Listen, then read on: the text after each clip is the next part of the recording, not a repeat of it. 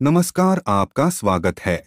दोस्तों, मानव जीवन में वास्तुशास्त्र का बहुत अधिक महत्व है। इसका निर्माण देव शिल्पी विश्वकर्मा जी द्वारा किया गया है।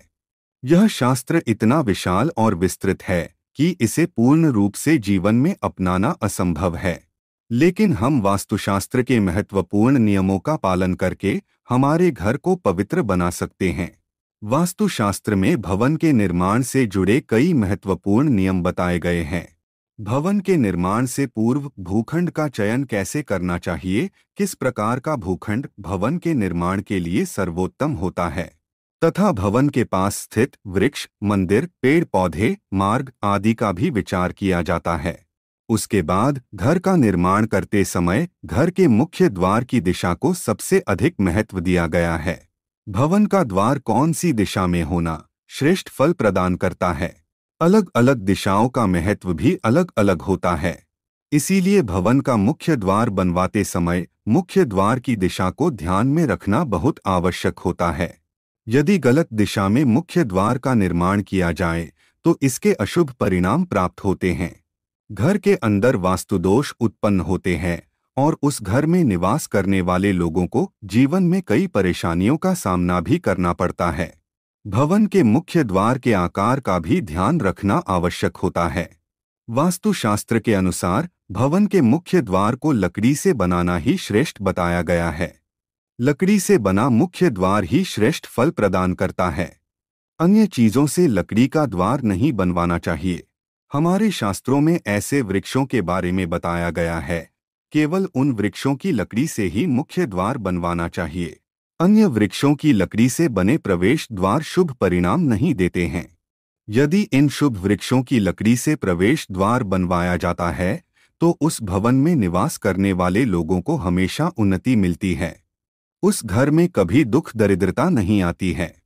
इन लकड़ियों से निकलने वाली सकारात्मक ऊर्जा से घर का वातावरण पवित्र और सकारात्मक बनता है।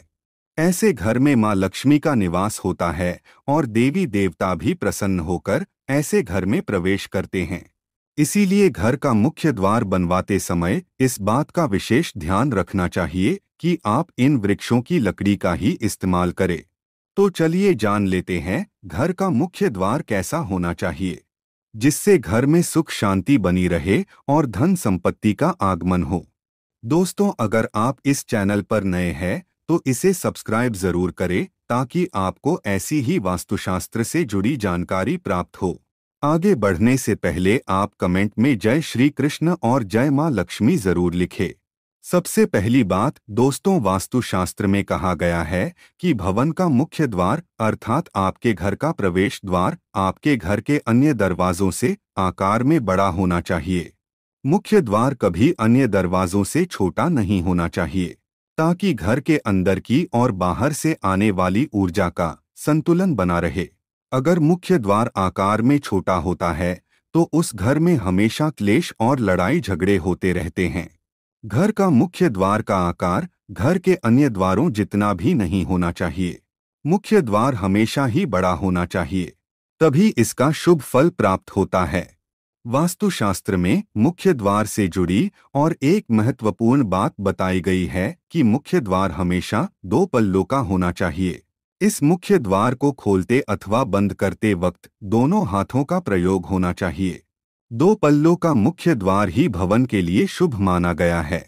2 पल्लों के मुख्य द्वार के कारण घर मंदिर की तरह प्रतीत होता है। मां लक्ष्मी ऐसे ही घर में प्रवेश करती है जिस घर का मुख्य द्वार 2 पल्लों का होता है।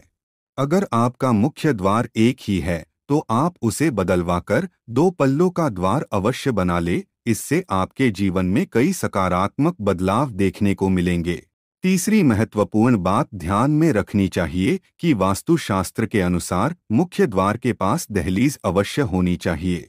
दहलीज के बगैर मुख्य द्वार अपूर्ण माना जाता है। भवन के प्रवेश द्वार के पास दहलीज का होना अनिवार्य है। शास्त्रों में कहा गया है कि दहलीज भवन की रक्षा करती है। दहलीज के होने से घर में नकारात्मक शक्तियां प्रवेश नहीं कर पाती हैं।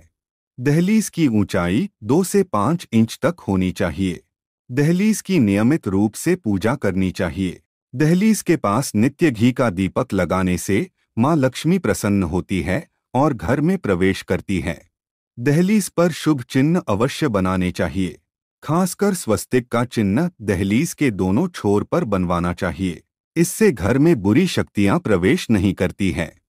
श्री कृष्ण कहते हैं कि दहलीज न होने पर घर में प्रेत प्रवेश करते हैं और भवन में रहने वाले लोगों को कष्ट भोगने पड़ते हैं। इसीलिए घर में दहलीज अवश्य होनी चाहिए। वास्तुशास्त्र के अनुसार घर का मुख्य द्वार पूर्ण रूप से बंद होना चाहिए। मुख्य द्वार में किसी भी प्रकार की दरार और छेद नहीं होना चाहिए। भवन का मुख्य द्वार बंद होने पर घर के अंदर का दृश्य नहीं दिखाई देना चाहिए। मुख्य द्वार पर छेद अथवा दरार होने से घर में नकारात्मक शक्तियां प्रवेश कर सकती हैं। वास्तुशास्त्र में कहा गया है कि मुख्य द्वार टूटा हुआ अथवा दरारों वाला होता है तो उस घर में दुख, दरिद्रता और दुर्भाग्य का वास होता है। वास्तुशास्त्र के अनुसार मुख्य द्वार के ऊपर हमेशा तोरण लगाना चाहिए। मुख्य द्वार पर तोरण लगाने से अशुभ शक्तियां दूर रहती हैं। घर में कभी दुर्घटना नहीं होती है और बुरी नजर से रक्षा होती है। इसके अलावा आप मुख्य द्वार पर शुभ चिन्ह और धार्मिक प्रतीक अवश्य लगाएं। जैसे शुभ लाभ, स्वस्तिक अथवा ओम का चिन्ह अवश्य लगाना चाहिए। इससे घर में सकारात्मकता बढ़ती है। वास्तुशास्त्र के अनुसार भवन के मुख्य द्वार के ठीक सामने कोई खंबा, दीवार, कोई बड़ा पेड़, पानी की टंकी आदि चीजें नहीं होनी चाहिए। ये चीजें सकारात्मक ऊर्जा के मार्ग में बाधा निर्माण करती हैं। इन वस्तुओं के कारण वास्तुवेध निर्माण होता है और जीवन में धन से जुड़ी समस्या का सामना करना पड़ता है। ये चीजें मुख्य द्वार के सामने होने से जीवन में आने वाले अवसर भी कम होने लगते हैं। श्री कृष्ण कहते हैं कि घर के मुख्य द्वार के पास स्वच्छता होनी चाहिए। नित्य घर के मुख्य द्वार के सामने जल का छिड़काव करना चाहिए और सुंदर रंगोली बनानी चाहिए। घर का मुख्य द्वार स्वच्छ होने से माँ लक्ष्मी प्रसन्नता से घर में प्रवेश करती है। मुख्य द्वार के सामने कभी गंदगी नहीं होनी चाहिए। इससे नकारात्मक वातावरण का निर्माण होता है। इसीलिए नित्य सुबह उठने के बाद मुख्य द्वार के सामने शुद्ध जल का छिड़काव करें और सुंदर रंगोली बनाएं। वास्तुशास्त्र के अनुसार मुख्य द्वार को खोलते अथवा बंद करते समय कर्णकर्कश आवाज नहीं आनी चाहिए। इसे ध्वनि वेद कहा गया है। वास्तुशास्त्र में इसे बहुत अशुभ माना जाता है। मुख्य द्वार से निकलने वाली कर्णकर्कश ध्वनि के कारण घर में क्लेश और लड़ाई झगड़े होते रहते हैं। यदि मुख्य द्वार से ऐसी आवाजें आती है तो उसे तुरंत ठीक कर लेना चाहिए, अन्यथा आगे चलकर ये आपके जीवन में कई परेशानियां खड़ी कर सकता है। मुख्य द्वार कभी भी बाहर की ओर नहीं खुलना चाहिए। बाहर की ओर खुलने वाला दरवाजा अशुभ संकेत देता है। घर में निवास करने वाली लक्ष्मी घर से चली जाती है। ऐसे घर में बार बार विपत्ति आती है और संकटों का सामना करना पड़ता है। धन का खर्च अकारण ही होता है और आर्थिक तंगी का सामना करना पड़ता है। ऐसे घर में रहने वाले लोग हमेशा कर्ज से परेशान रहते हैं। आइए अब जानते हैं घर का मुख्य द्वार कौन से वृक्ष की लकड़ी से बनवाना चाहिए। वास्तुशास्त्र के अनुसार चंदन, अशोक, नीम, अर्जुन, खैर, शीशम आदि वृक्षों की लकड़ी से बना प्रवेश द्वार धन संपत्ति में वृद्धि कराता है। रोहिणी, शक, श्रीपर्ण, पतंग, लोध, नाग, केसर आदि वृक्षों की लकड़ी से बना प्रवेश द्वार सुख शांति प्रदान करता है। वास्तुशास्त्र के अनुसार घर का मुख्य द्वार कभी भी बहेड़ा, पीपल, बरगद, कंटक, कैथ आदि वृक्षों की लकड़ी से नहीं बनवाना चाहिए। इन लकड़ियों से बना मुख्य द्वार अशुभ फल प्रदान करता है।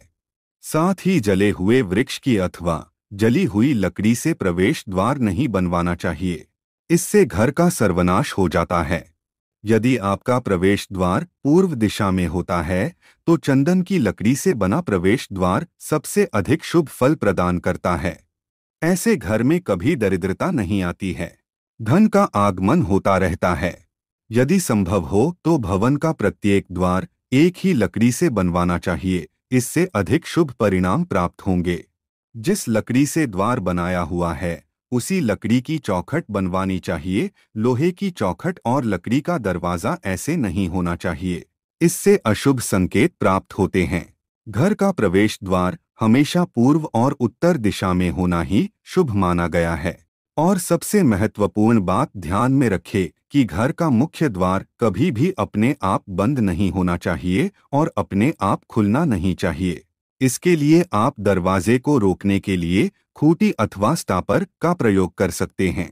अपने आप खुलने और बंद होने वाले दरवाजे के कारण घर में शोक का वातावरण निर्माण होता है। तो दोस्तों, इस प्रकार से हमारे वास्तुशास्त्र में मुख्य द्वार से जुड़े महत्वपूर्ण नियमों के बारे में बताया गया है। उम्मीद है आपको यह जानकारी अच्छी लगी होगी। वीडियो को लाइक जरूर करें और कमेंट में जय श्री कृष्ण और जय मां लक्ष्मी जरूर लिखें। साथ ही चैनल को सब्सक्राइब करें। आप सभी का धन्यवाद।